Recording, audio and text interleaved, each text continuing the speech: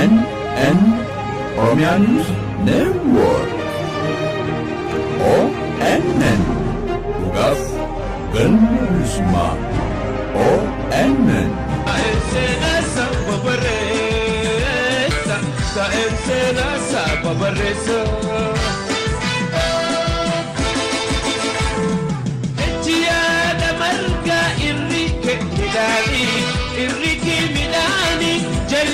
Bishani, Horre Siraya Fe, Horre Siraya Fe.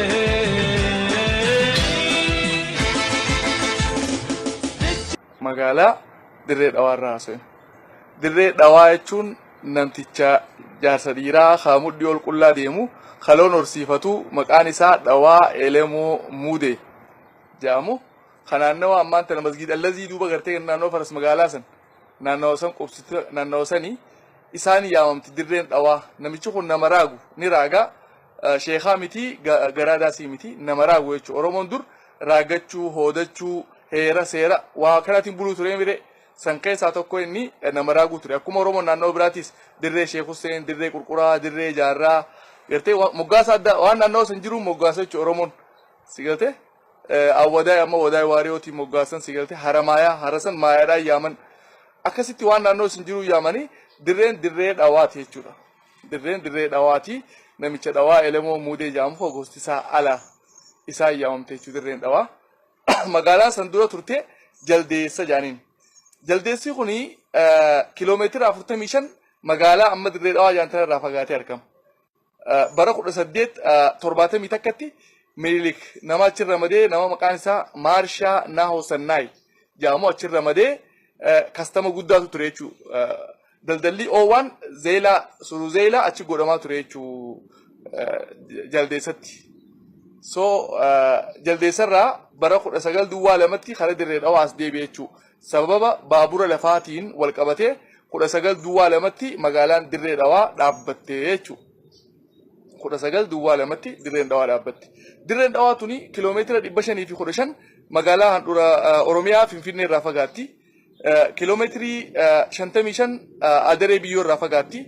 Kiiloomeetira 310 takka Jabuuti irraa fagaatti jechuudha magaalaan Dirree Dhawaa. So magaalaan tuni bara 1912 yeroo dhaabbattu manni barnootaa jalqabaa bara 1908tti Alliance Française mana barnootaa jedhamutu Dirree Dhawaatti dhaabbate. Bara 1908tti. Bara 1911tti hospitaala Faransaay dhaabbate. Kun lamaanuu uummata Faransaayitiin godhame jechuudha.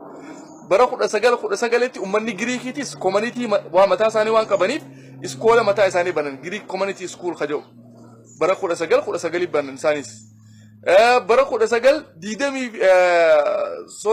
1929tti Henry de Montfort namichi jedhamu warshaa daakuu qopheessee banee Dirree Dhawaa irratti. Warshaan san mokoroonii faabrikaadha. Warshaa san Itoophiyaa irraa warshaa jalqabaati. Yeroo uummanni Itoophiyaa dhagaa irratti midhaan daakatee nyaatu Dirreen Dhawaa mokoroonii nyaachuu mudatte jechuudha. Qarooma kunis qaroomaan dursituu ta'uudha. Barnootaan dursituu ta'uudha.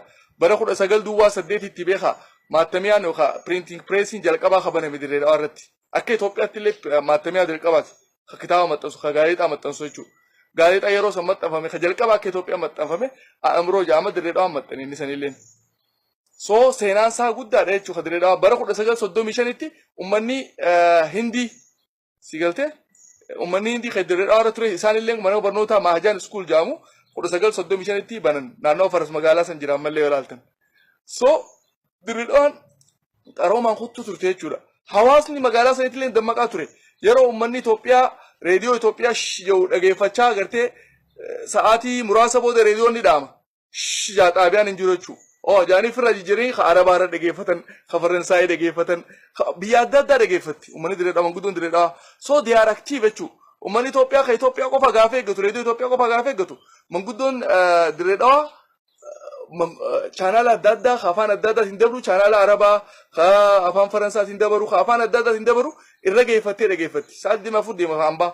Ka Itoophiyaa sa'a muraasa deemaa ture jechuudha yeroo sanitti. Kunis qarooma dur Dirreen Dhawaa qabaachaa turte irraa mokoroonii faabrikaa fa'aa dura akkatti mana barnootaa dura sigalte kun qarooma Dirree Dhawaan qabaachaa turtedha magaalaan san. Magaalaan dirree dhawaa jennu tuni gaara kudha takkaan marfamtee teessi. Gaara kudha takkaani marfamtee teessi. Gaarri kudha takkeen fakkeenyaaf gaara qafiira gubbaa jiru guddaa kanarraa yoo eegalle gaara daaluu jaaniin. Gaara daaluu. Gaara daalutti aanee bakka kaampii xaaliyaan irraa akkana gadi yoo buutan gaara tokko jira ganda gabareetii fi gaara lagaaree kana gubbaa jechuudha. Gaara san gaara kiyyoo jaaniin. Kiyyootti aanee kan ganda gabaree gubbaa jiru kana dibooyilee jaanii. Dibooyileetti aanee gama bahaatiin gizee kana cimuu gamas maqaan gaara hooraa jaanii jira. Hooruma fardaa fakkaata gaarri isaa. Gaara hooraa jaaniin san. Gaara hooratti aanee maaltu jira? Gaara toomaa jira. Ka yeroo kubbaa taphannuu ispoortii adda addaa kun fiinee fiigichaaf dheenee deebinuu jechuudha. Ijoolleen magaalaa ni beekan gaara toomaa jaaniin. San booda irracha laga dachaatu ka dabaruu jira gama shinyiilee dabaru. Sanarra dabartee dirree xayyaaraa dhufta. Dirree xayyaaraa duuba gaara guddaa ciisu jira. Raabaal jaaniin gaara san. Gaara raabaal sanitti aanee gaara falamaatu jira. Falamatti yoo aanti karaa malkaatii jira as dabartaa gaara diimaa dhufa. Ka FM'n gubbaarra jirtu yeroo ammaa. Gaara diimaa. Gaara diimaa sanitti aanee gaara buttujjii jira. Ka Giriikaampii kana jechuudha. Gaara buttujjiitti aanee akkasuma fuudheeti gaara yaaskuul gubbaa si qajeelcha. Gaara yaaskuul gubbaa san maal jaaniini gaara hottee. Gaara hottee farda alaa jaaniin. Gaara hottee jaaniini.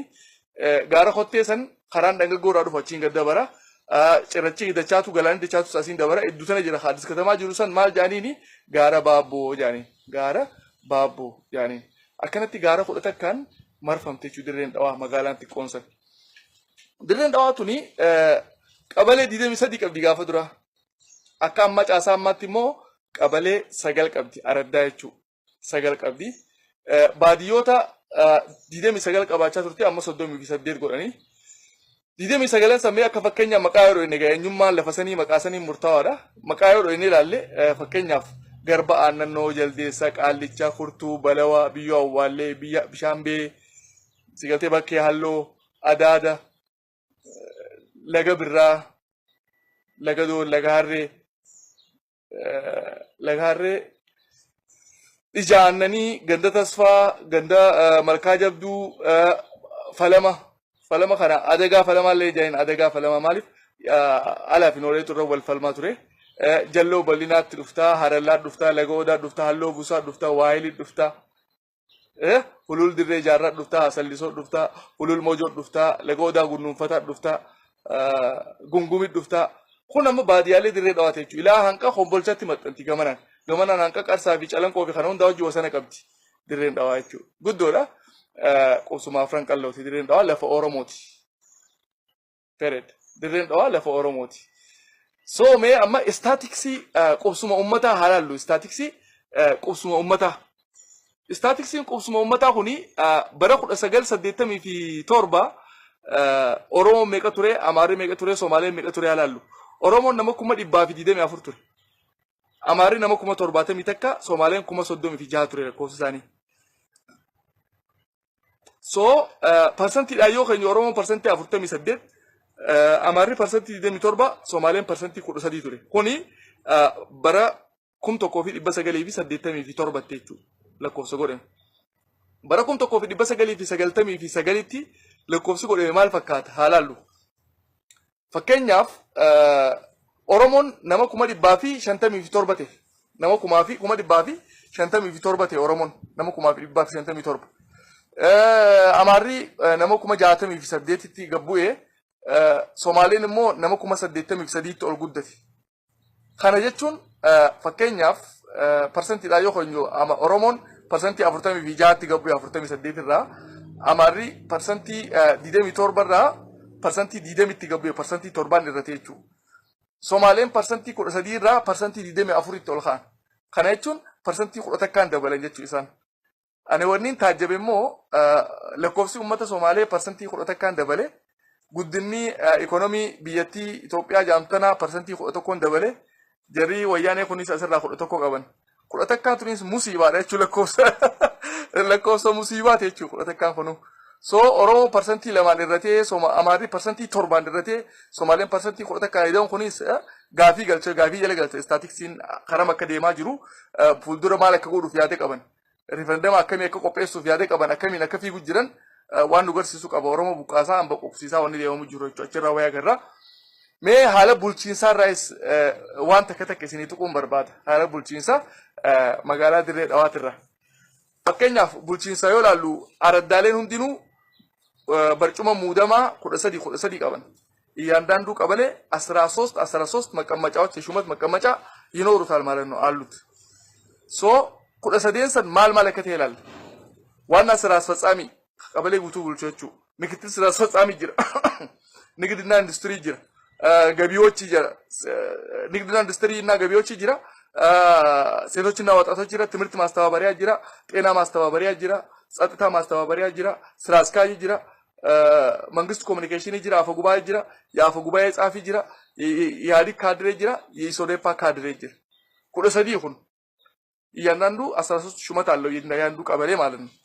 ሶ አማ ኩደ ሰዲን ከዳከም ጎደን ኩርሲንቱ የወሊድ ዴቢሰን ቀበሌ ሰገለንቲ ሙደማ ዲባፊ ኩደ ቶርበታ ኩርሲ ዲባፊ ኩደ ቶርበቹ ቀበሌውን ሰገለ ወኒ ቀበን ኩርሲ ዲባፊ ኩደ ቶርባ ከነ ከይሳ ኡመኒ ኦሮሞ dhaabni dhaabbata dimokiraasii uummata Oromoo OPDO jennuun kuni barcuma 29 qofa qaba jechuudha. 17 29 qofa qaba jechuudha.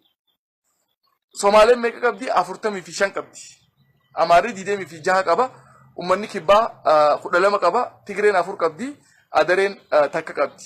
Muudamni 17 akkanatti adda qoorama jechuudha. So amma gaa fakkeenyaaf mee hojii gaggeessummaa Oromoon bulchiinsatti araddaa meeqa bulchiti yoo jennee ilaalle araddaa lama qofa bulchiti Oromoon araddaa 9 irra Lagaarree TV ganda qoree 0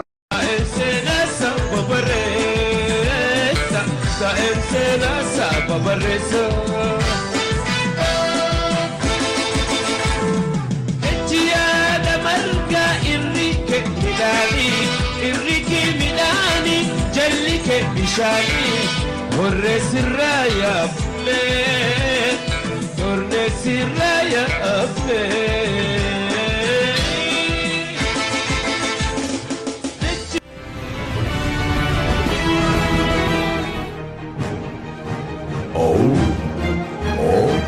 ONN Oromian Network.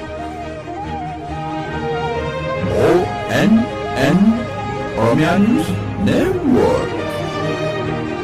ONN Tugas Gönül Müslüman. ONN